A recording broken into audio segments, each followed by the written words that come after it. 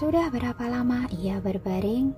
Di bawah alam sadar ia tahu ada seseorang yang terus merawatnya, walaupun sering memakinya, menendangnya, kadangkala mengambil barang memukulnya, tetapi orang itu memang sedang menyelamatkannya. Sedangkan orang itu seharusnya tabib dewa legendaris itu, karena ia samar-samar mendengar orang itu menyebut dirinya Dewi. Walaupun entah bagaimana caranya ia bisa berada di tangannya, di bawah dan disembunyikan kemana-mana, tetapi pada akhirnya dirinya berhasil sadarkan diri. Rasa bersyukur ini tak akan pernah hilang, tetapi yang tak ia pahami adalah dirinya sudah tak sadarkan diri berapa lama. Tracy dan keluarganya seharusnya sedang mencarinya di mana-mana, tapi tak bisa menemukannya. Ia samar-samar merasakan dalam beberapa waktu ini ada yang terus mengejar Dewi, tetapi selalu tak berhasil. Siapakah orang-orang itu? Karena yang mengejarnya memiliki niat jahat, maka berarti terjadi sesuatu dengan keluarganya. Jika tidak, beberapa orang ini tak akan ada kesempatan. Apa yang terjadi dengan keluarganya? Bagaimana keadaan Tracy dan anak-anak? Barusan Dewi bilang terjadi sesuatu dengan anaknya. Siapa anaknya? Sekarang ia sudah pergi. Ketika memikirkan hal ini, Daniel mulai menggerakkan kepala dan mencari ponsel di dalam kamar. Ia ingin mencari ponsel untuk menghubungi Tracy, tetapi di dalam kamar ini sangat primitif, tidak ada satupun balang elektronik. Daniel juga tak seperti Dewi dapat memanggil binatang dan meminta mereka mengirim pesan. Jadi ia hanya memiliki ide ini. Sekarang ia harus segera membaik agar bisa pulang. Ketika teringat Tracy dan anak-anak, ia ingin sekali cepat berdiri, tetapi sekarang selain leher dan kepalanya yang bisa bergerak, bagian tubuh lainnya kaku. Tetapi ia hampir dapat merasakan ada perubahan di dalam tubuhnya. Sebelumnya rasa kebas di kepalanya telah hilang, kepalanya juga menjadi lebih ringan dan jernih. Ini artinya racun di dalam tubuhnya setidaknya sudah dapat dikendalikan. Mungkin beberapa waktu lagi ia akan sembuh sepenuhnya, pasti dapat membaik. Di saat ini di luar sedang turun hujan. Daniel masih berpikir sambil berbaring di atas ranjang. Dewi sudah keluar dari hutan dengan mobil bobroknya menuju villa sisi utara. Ada beberapa elang mengikutinya dari langit, terbang setara dengan kecepatannya seolah sedang melindunginya menyetir. Dewi menghentikan mobilnya di belakang bukit bagian utara. Kemudian ia menyelinap masuk dari pintu belakang villa. Saat ini sudah malam hari, orang di villa sisi utara sudah tidur, hanya ada beberapa pengawal wanita yang menjaga. Dewi sangat pandai menghindar dari pandangan mereka dan menyelinap ke dalam villa, tetapi baru saja menyelinap masuk, ia terlihat oleh seorang pelayan wanita. Pelayan wanita itu sedang membawa semangkuk obat tradisional. Ketika sedang masuk ke kamar, ia berpapasan dengan Dewi. Awalnya tercengang dulu, baru membuka mulut ingin berteriak. Dewi langsung melemparkan jarum. Pelayan itu perlahan-lahan pingsan. Sebelum pelayan wanita itu pingsan, ia segera maju dan menerima nampan dari tangan pelayan, lalu meletakkannya di samping. Kemudian ia sekalian memapah pelayan wanita ke sudut dan menyelinap ke kamar sebelah. Di dalam kamar itu terbaring seorang pria. Ia tampak familiar, seolah pernah melihatnya di suatu tempat. Tetapi pria ini terlihat tak beruntung. Ia sepertinya terluka parah dan tak sadarkan diri. Selain itu, ia juga tak bertemu dengan dokter yang tepat. Bagian kepalanya telah dioperasi. Pria ini sangat kurus hingga rongga matanya mencekung. Keadaannya benar-benar buruk. Awalnya Dewi ingin mengabaikannya, tetapi setelah dipikirkan, mereka sama-sama keluarga Wellens. Ia tiba-tiba menjadi berbelas kasihan. Ia mengeluarkan jarum perak dan menusuk tubuh pria itu, lalu menyelinap ke kamar sebelah mencari anaknya. Mami! Biti sudah lama menunggu di samping jendela. Ketika melihat ada burung elang terbang memutar di atas langit, ia sudah tahu maminya datang. Walaupun maminya mengenakan masker dan topi, wajahnya tak tampak jelas, tetapi rongrong ular kecil di tangannya tetap terlihat jelas. Biti sayangku, Dewi maju dengan antusias dan memeluk Biti dengan erat. "Sayangku, Mami rindu sekali padamu." "Mami, Mami." Biti masuk ke dalam pelukan Dewi sambil menangis. "Mami, Tini terluka. Sekarang ia dalam bahaya." "Apa?" Dewi terkejut memegang wajah Biti sambil bertanya dengan buru-buru. "Kenapa Tini bisa terluka? Siapa yang melakukannya? Mana bibimu? Ia tidak melindungi kalian." "Orang jahat menyulik kami, lalu melepaskan kami. Tapi Tini jatuh dan terluka. Kak Carlos dan Kak Carlos sampai sekarang masih belum ditemukan. Akhir-akhir ini Bibi juga ditindas orang lain." "Baiklah, Mami tahu." Dewi buru-buru bertanya sebelum Biti menyelesaikan bicara. "Tini ada di mana? Cepat bawa Mami ke sana." "Di ruang medis lantai 1.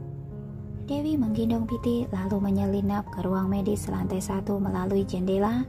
Ia menemukan Tini yang tak sadarkan diri dengan cepat. Di saat ini Paula dan 2 orang perawat sedang menjaga Tini di ruangan. 2 orang perawat itu sudah tertidur. Paula sedang menggunakan handuk basah mengelap tubuh Tini. Ketika melihat Tini yang kesakitan, Paula berkata dengan suara serak, "Tini, jangan takut. Bibimu sedang memikirkan cara.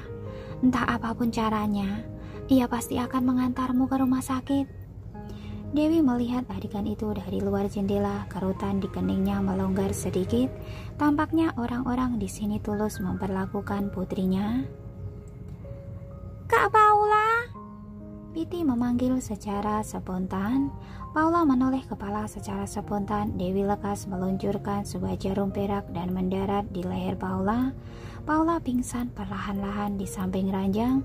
Handuk basah masih ada di tangannya. Biti yang belum berumur 3 tahun sama sekali tidak terkejut atau ketakutan melihat adegan ini.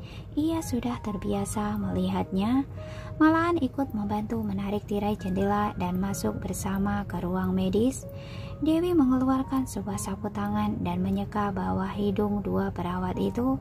Leher perawat itu pun menurun dan tak sadarkan diri. Biti sama sekali tak melihat. Dia pergi mengunci pintu kamar dan menutup jendela, lalu menarik tirai jendela. Sedangkan di sisi lain, Dewi sudah mulai memeriksa Tini. Kira-kira 1 jam kemudian, Dewi masih mengobatinya. Dari luar terdengar suara mobil, lalu terdengar suara Tracy. "Mana Paula? Panggil dia siap-siap. Besok pagi kita antar Tini ke rumah sakit Prima." "Kak Paula ada di dalam. Aku akan segera memanggilnya."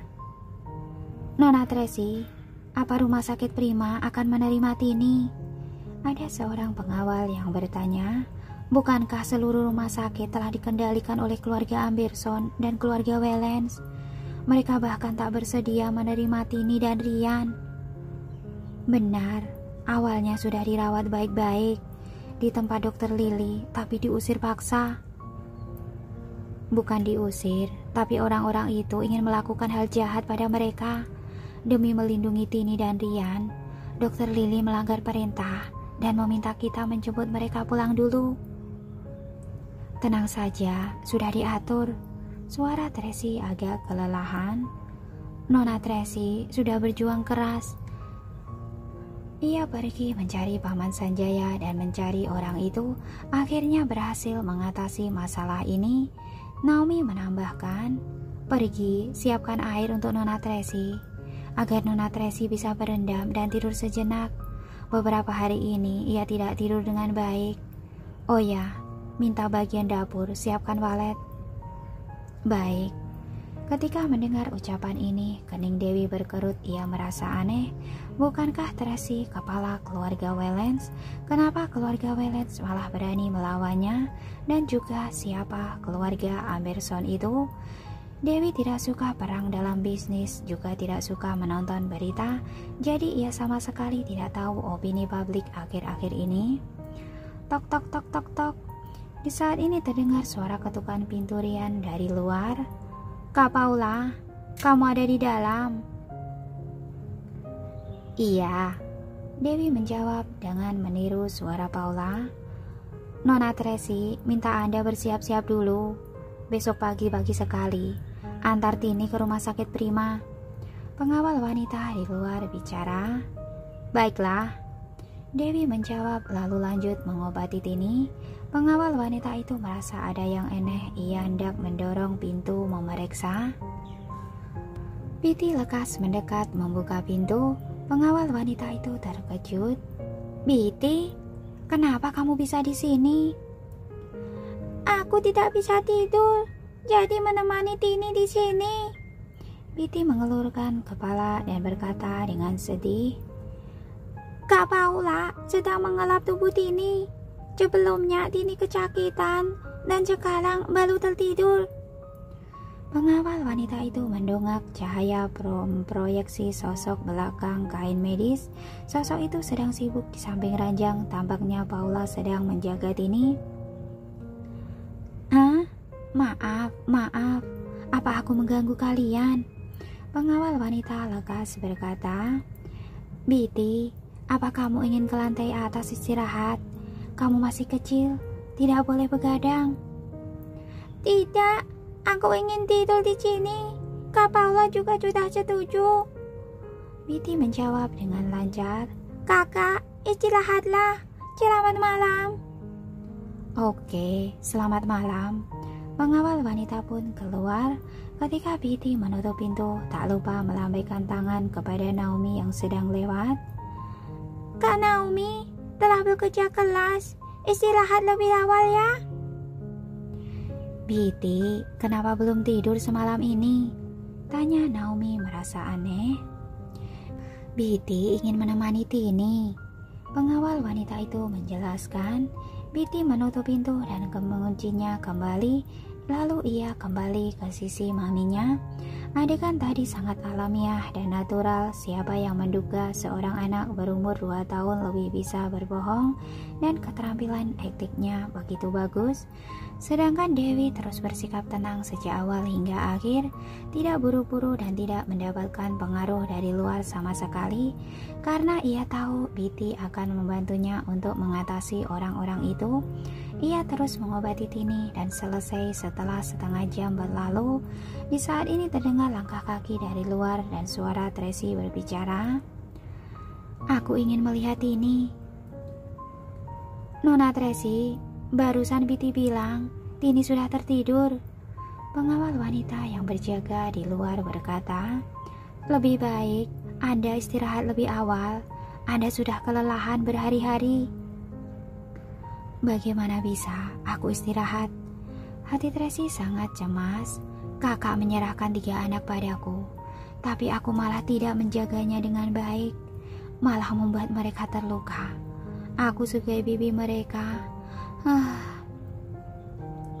Ketika mendengar ucapan ini, tabib dewa mengenyitkan kening dan bergumam, kamu memang melalaikan tugas sebagai bibi mereka. Mami. Nona Tracy, jangan berkata demikian.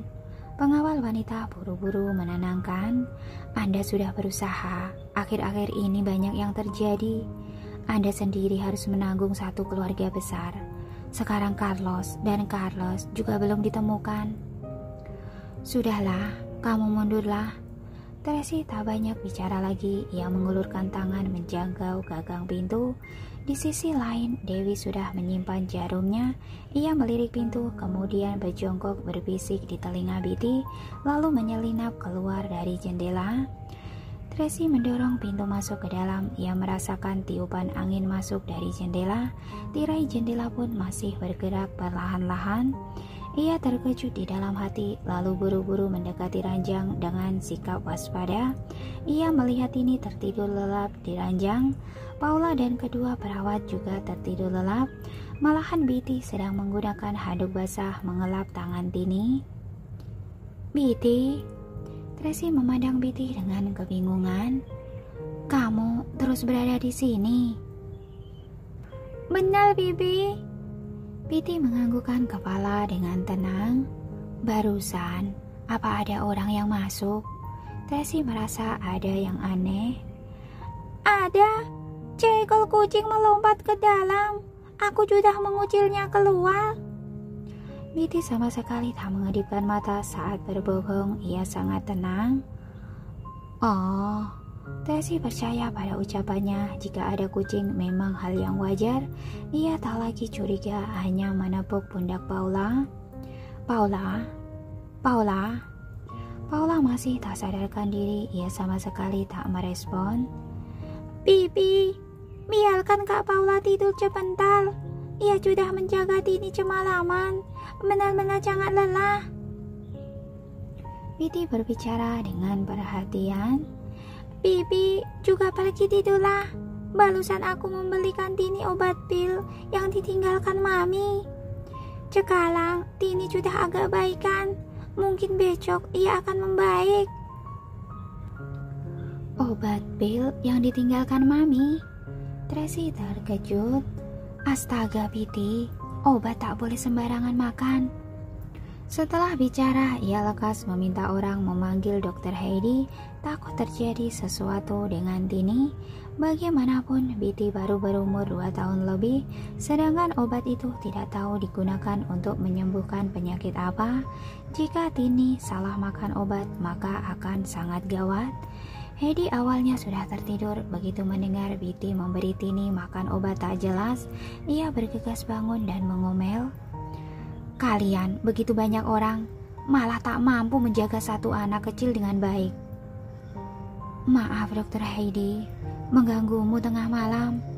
Tracy lekas meminta maaf. Sebenarnya ini adalah kelalaian kami. Aku sudah menghubungi rumah sakit. Besok pagi bisa mengantar Tini ke sana.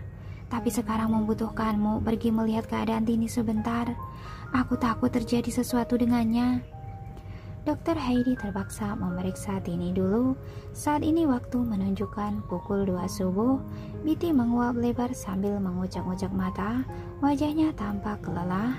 Naomi sedih melihatnya. Daddy akhirnya menggendongnya dan mengantarnya kembali ke kamar dulu. Walaupun mereka merasa Betty melakukan kecerobohan besar, tapi niatnya baik. Ia hanya mencemaskan kakaknya. Ketika naik ke lantai atas, Naomi menenangkan Betty. Bibi bukan sengaja ingin mengkritikmu. Bibi hanya mencemaskan Tini. Jadi, tadi dia agak keceplosan bicara.